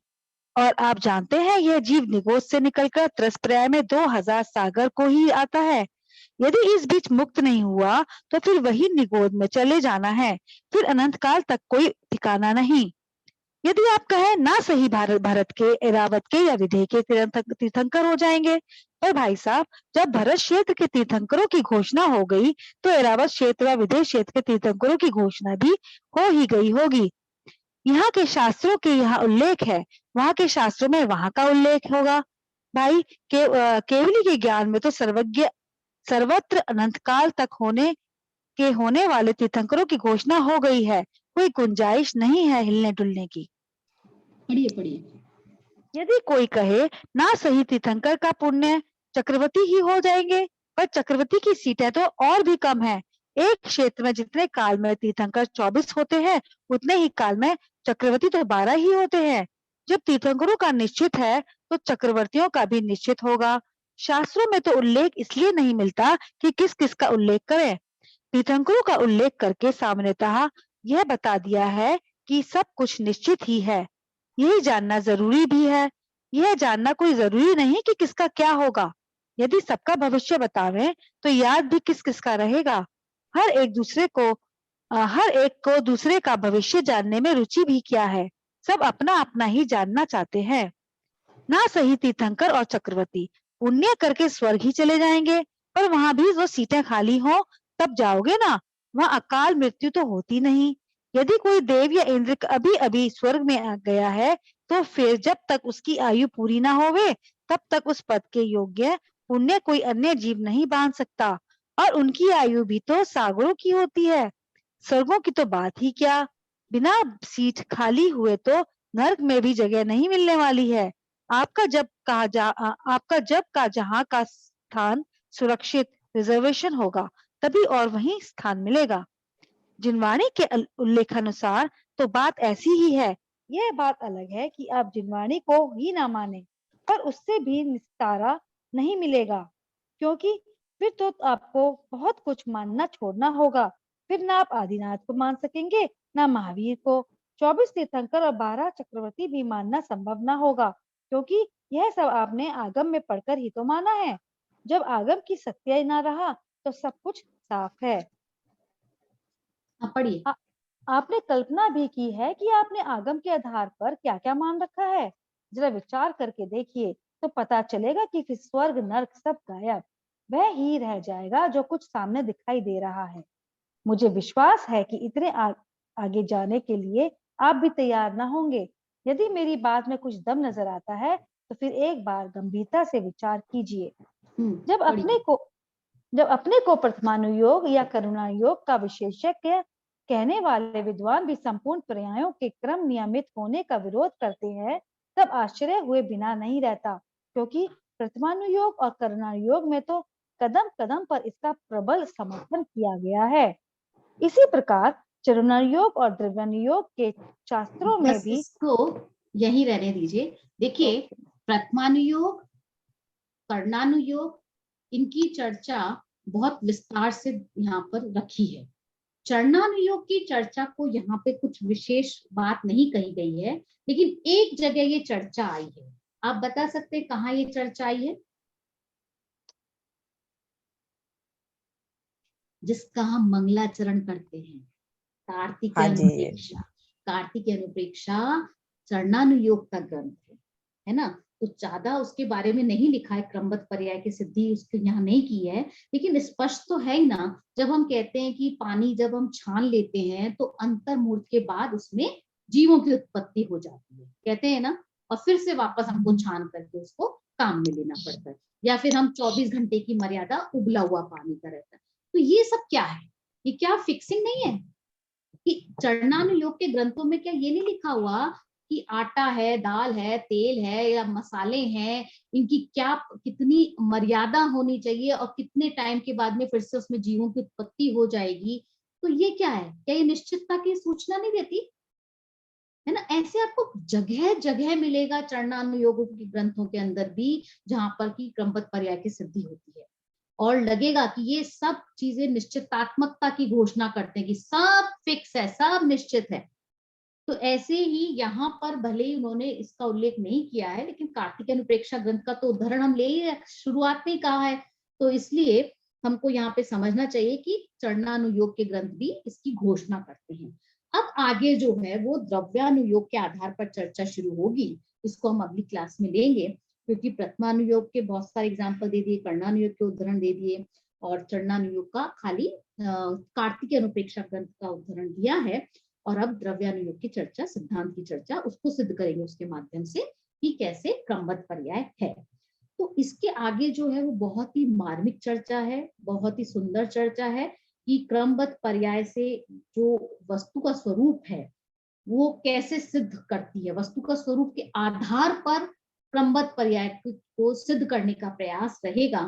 तो जो वस्तु का स्वरूप है, वस्तु का जो परिणमन है, वो जिसे कहते हैं ना एकदम स्पष्ट है, उसकी घोषणा हमको सुनाई भी देती है, दिखाई भी देती है कि हर पदार्थ स्वतंत्र है, कोई किसी द्रव्य में दूसरे द्रव्य का हस्तक्षेप नहीं है, एक द्रव्य दूसरे द्रव्य से अलग है, उनमें अन्य अन्य भाव है, सब स्वतंत्र है ना। ये सब चर्चाएं हम पहले पढ़ चुके हैं।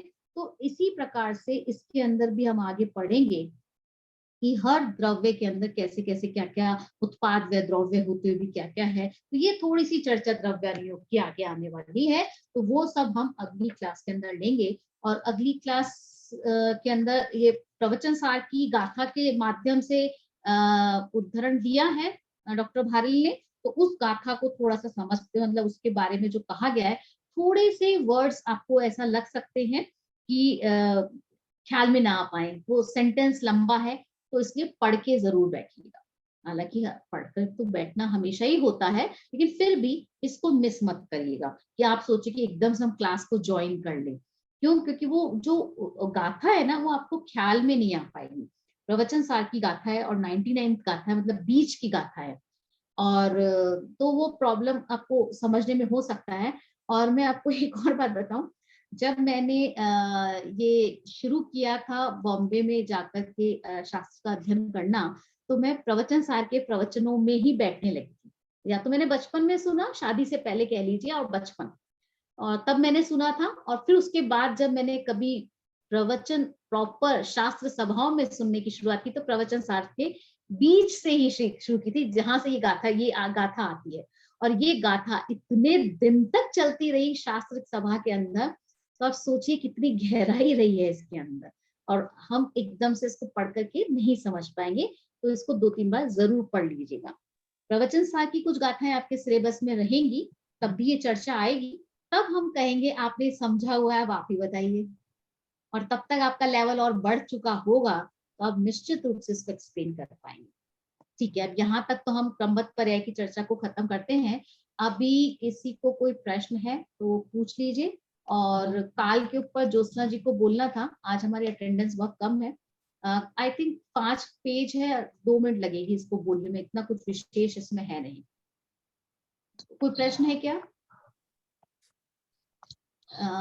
तो फिर ज्योत्सना जी, मैं स्क्रीन शेयर कर देती हूँ, आप काल चक्र के ऊपर अपना पेज ले लीजिए। जय जिनेंद्र।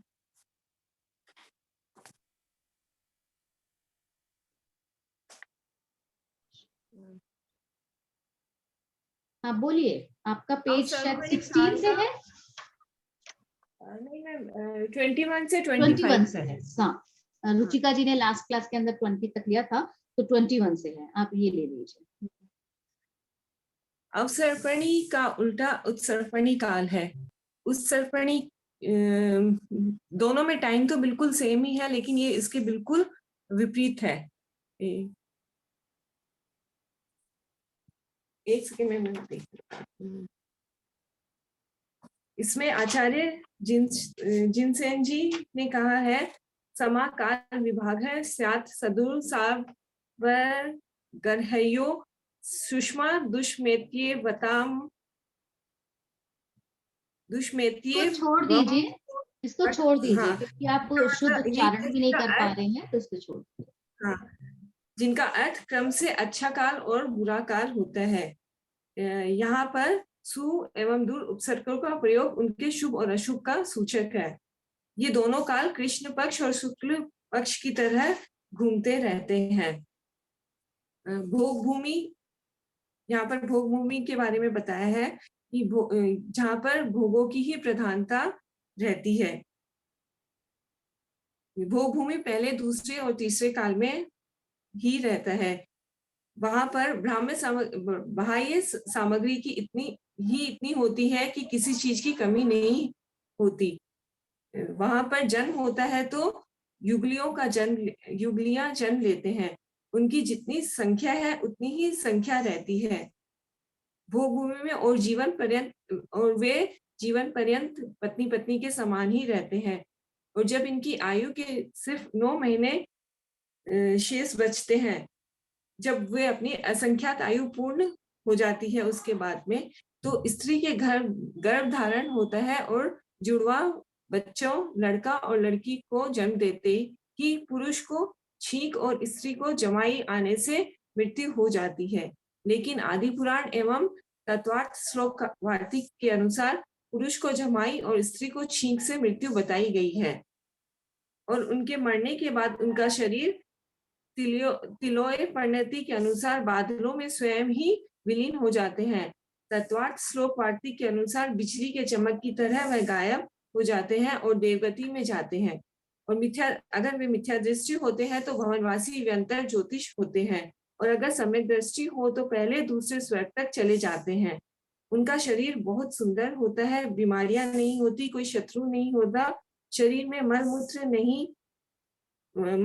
नहीं होते, पसीना नहीं आता। शेर और हाथी भी वहां है तो हिंसक नहीं होते, वे सब शाकाहारी होते हैं। सब कुछ वहां पर बहुत सुंदर होता है और वहां बुढ़ापा भी नहीं आता, क्योंकि वहां कल्प वृक्ष से सब कुछ मिलता है। हमने भी उत्तम, मध्यम और जघन्य सभी भोगभूमियों में अनंत बार जन्म लिया और अनेक बार भावलिंगी मुनिराजों को आहार दान दिया। वहां सभी जीव स्वभाव से कोमल होते हैं, इसलिए मरकर देवगति में ही जाते हैं और कोई गति नहीं होती। वहां किसी प्रकार की कोई भी काम करने की जरूरत नहीं, सभी सामग्री उनको जो मांगो वो कल्पवृक्षों से प्राप्त हो जाती है। इसलिए इस काल का नाम सुषमा सुषमा काल है। इस काल में जन्म लेने वाले प्राणियों को जीवन भोग प्रधान रहता है। जय जिनेन्द्र, थैंक यू। हाँ, देखिए क्या चर्चा चली हमारी। एक मैं इसको थोड़ा सा विंडो को बड़ा कर लेती हूँ तो मुझे क्लियर दिखाई देगा। ये मुझे बड़ी प्रॉब्लम होती है, कभी तो हो जाता है, कभी मेरी विंडो छोटी रह जाती है तो फिर आप लोग दिखाई नहीं देते हैं।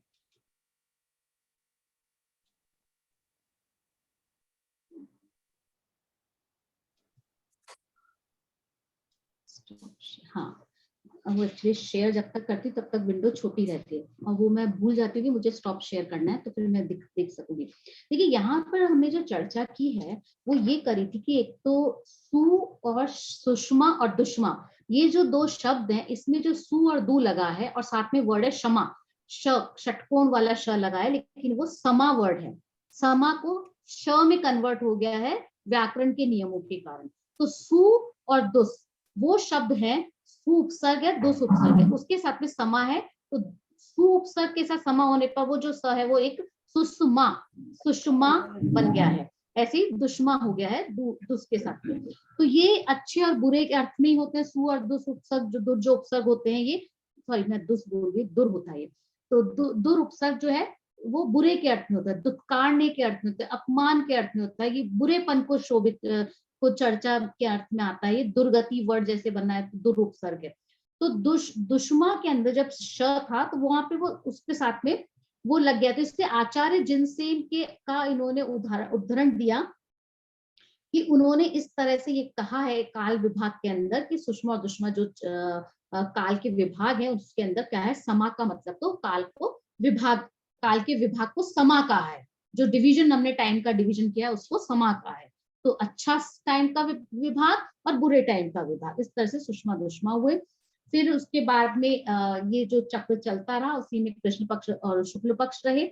अब रवि शेणाचार्य ने पद्म पुराण में और काल चक्र के परिवर्तन की बात की, शुक्ल पक्ष और कृष्ण पक्ष की, और साथ में तिलोय प्रणति जो ग्रंथ है उसके अंदर रहत घटिका न्याय, ये एक न्याय है जो जैसे रहट की घड़ियां, जैसे वो होता है ना, जो आप ये समझिए चक्र जैसे घूमता रहता है, वैसे ये काल भी हमारा चक्र की तरह घूमता रहता है। तो ये इसका मतलब ये क्रम उत्सर्पणी के बाद अवसर्पणी निरंतर चलता रहता है। ये चर्चा हमने लास्ट टाइम भी कर ली थी। अब फिर उसके बाद उनका जो टाइम पीरियड था वो भी हमने देख लिया था। अब आ जाते हैं अवसर्पणी काल। अवसर्पणी काल के जो पहले 3 काल हैं वो भोग भूमि के रहते हैं। भोग भूमि का मतलब है कि अब हमको कर्म नहीं करना, हमें कुछ मेहनत नहीं करनी है, सिर्फ भोगना ही भोगना है, सब कुछ सहज मिल जाएगा, इजीली अवेलेबल है। अब वहां पे क्योंकि कल्प वृक्ष होते हैं, कल्प वृक्षों से जो मांगो चाहो वो मिल जाता है। अब वो कल्प वृक्ष कैसे होते थे, पृथ्वी कायिक या वनस्पति कायिक? पृथ्वी कायिक। हाँ, पृथ्वी कायिक। क्यों? क्योंकि आदिनाथ भगवान के टाइम पे जब ऋषभ देव ने जब 80 कृषि की चर्चा की है ना, तो वहां उन्होंने सिखाया है। और ये भोग भूमि का काल तो उनके होने से पहले का है, तो ये वनस्पति कायिक नहीं है, पृथ्वी कायिक ही है। ठीक है। अब वो अब सोचिए कैसा लगता होगा, हम जाके आए, हम रहे हैं वहां पे, उस टाइम पे जन्म तो हुआ है हमारा भी, लेकिन ख्याल में नहीं आता, विकल्प में भी नहीं आता, कल्पना में भी नहीं आता कि कैसा होता होगा कि मुझको तो जो ड्रेस चाहिए वैसी ड्रेस मुझे मिल जाए और मेरी फिटिंग की मिल जाए। ये थोड़ी कि वहां पे कोई फिटिंग रूम है, वहां जाकर चेक करेंगे फिर है ना वो सही होगा। कैसा होता होगा कि मुझको ये है ना ऑर्नामेंट चाहिए या मुझे ये बर्तन चाहिए, ये अभी कल्प वृक्षों की बात मैं चाहती थी कि जिनको करना है वो इसी में कंप्लीट कर दें, क्योंकि इंटरेस्टिंग है टॉपिक, और नाम है, नाम के अनुरूप ही वो चीजें मिल रही हैं। तो कल्प वृक्षों से जो चाहते थे वो मिल जाता था, इसलिए उनको कुछ करना ही नहीं पड़ता था। अब सोचिए कैसा जीवन होगा, इससे एज उनकी कैसी थी, और देखिए जन्म कैसा हो रहा है। माँ बाप कौन बन रहे हैं? जो भाई बहन, जो भाई बहन है, युगल या युगल ट्विंस के फॉर्म में जन्म होता है, और जन्म होते ही तो माँ बाप की मृत्यु हो जाती है। और मृत्यु होने के पीछे कुछ अलग अलग चर्चाएं हैं विद्वानों के, शास्त्रोकारों के बीच में, उससे मतलब नहीं है। कुल मिलाकर के माता पिता का जन्म हुआ, और इधर बच्चे का जन्म हुआ, माता पिता की मृत्यु, ये व्यवस्था है। वो दोनों साथ नहीं रहते। अब बच्चा जब है वो जल्दी बड़ा हो जाता है, और फिर बड़ा होने के बाद में अब उसको तो खाने पीने की कुछ चिंता ही नहीं, सब कुछ अवेलेबल है। तो इस तरह से होता है। तो कैसी व्यवस्था रहती होगी, क्या सिचुएशन रहती होगी।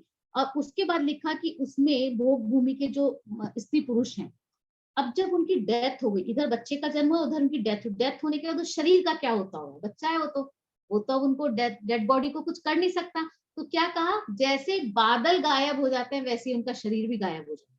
देखिए उस समय का परिवर्तन, उस समय के शरीर कैसा सहनन, कैसा आपकी संरचना संगठना कैसी होती है कि शरीर तत्वा श्लोक वार्तिक में कहा है कि वो विद्युत, जैसे बिजली गायब हो जाती है वैसे गायब हो जाती है। ठीक है। और फिर यहाँ का कदली घात मरण, कदली घात मरण आगे की चर्चा जब समाधि मरण पुस्तक आएगी ना तब करेगी, वो शायद सेमेस्टर आगे है काफी, तब चर्चा होगी। एक्सीडेंटल जो डेथ होती है वो कदली घात मरण हम कह सकते हैं, मतलब उनका सडन जो डेथ है, या आयु के अंदर जो चेंज है, वो सब कुछ भी नहीं होता, जो फिक्स है वो फिक्स है।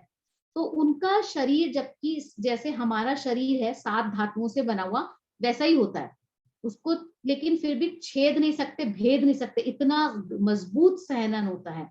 और जैसा कि अभी इन्होंने पढ़ा भी कि वो बताया भी कि मलमूत्र विष्ठा नहीं होती। अब बताइए कैसा है, कल्प वृक्षों से तो उनको भोजन मिलता है। कैसा भोजन होता होगा? ऐसा नहीं होता जैसे हम थाली भर के बैठ जाते हैं, ऐसा भोजन नहीं होता उनका। जबकि आकार भी बहुत बड़ा है, आएगा ये आगे की चर्चाओं में आएगा कि बहुत बड़ा आकार होता है, फिर भी थोड़ा सा भोजन करते हैं। मतलब बेर के समान। हाँ, वो आएंगे आगे, आंवले के समान, बेर के समान, लेकिन वो उस काल में आंवला का भी वृक्ष ऐसे ही होता होगा, आंवला का भी शेप वैसे ही होता होगा।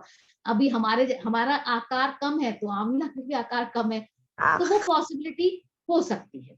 और या ये भी हो सकता है जब कुछ काम ही नहीं करे, श्रम ही नहीं करे, तो भूख भी उतनी ही लगती हो, डेली बेसिस पे खाना नहीं खाते वो लोग। तो वो सबका अलग अलग व्यवस्था है, आगे आएगी ये सब। तो ये सारी चीजें हैं।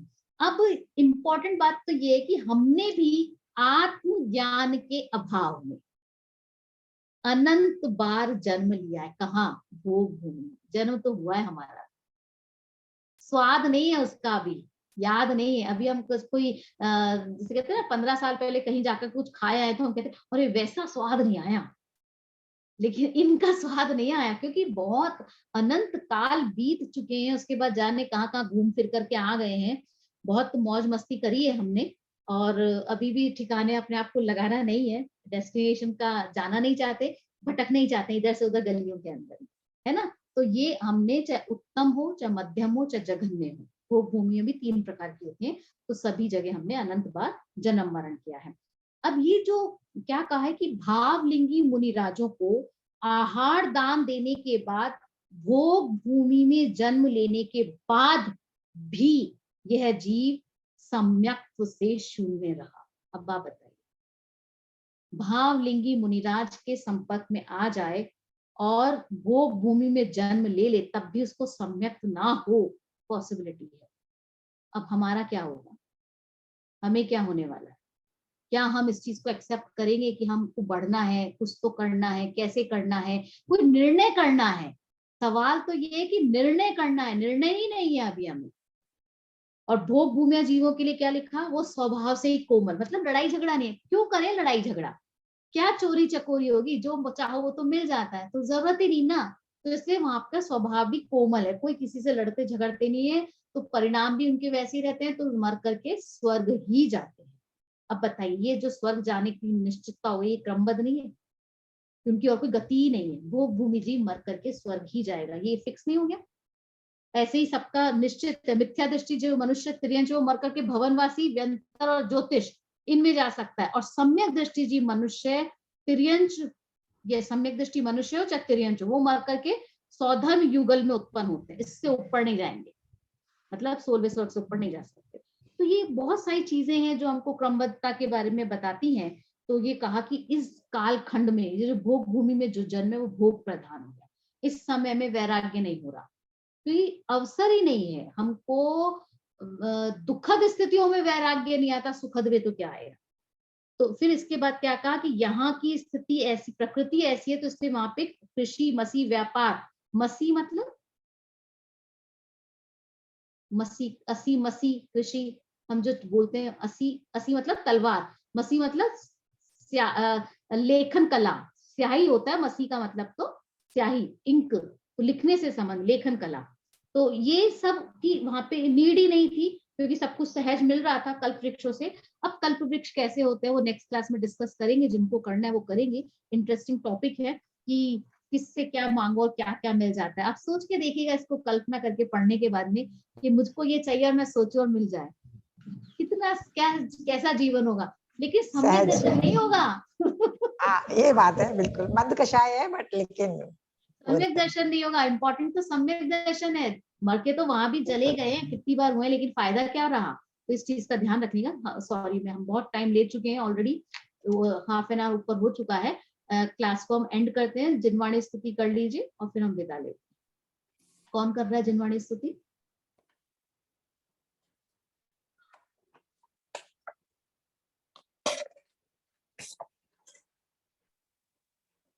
मिथ्यात्म नाश वे को ज्ञान के प्रकाश वे को आपा पर भास वे को भानु सी बखानी है।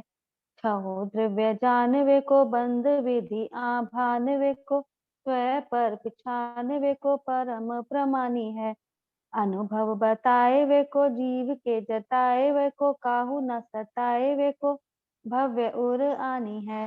जहाँ तहाँ तार वे को पार के उतार वे को सुख विस्तार वे को यही जिनवाणी है। हे जिनवाणी भारती तो ही जपो दिन रैन, जो तेरी शरणा गए सो पावे सुख चैन। जा वाणी के ज्ञान से सूझे लोकालोक, तो वाणी मस्तक नमो सदा देत हूँ तो। जय जय सबको। जय जय।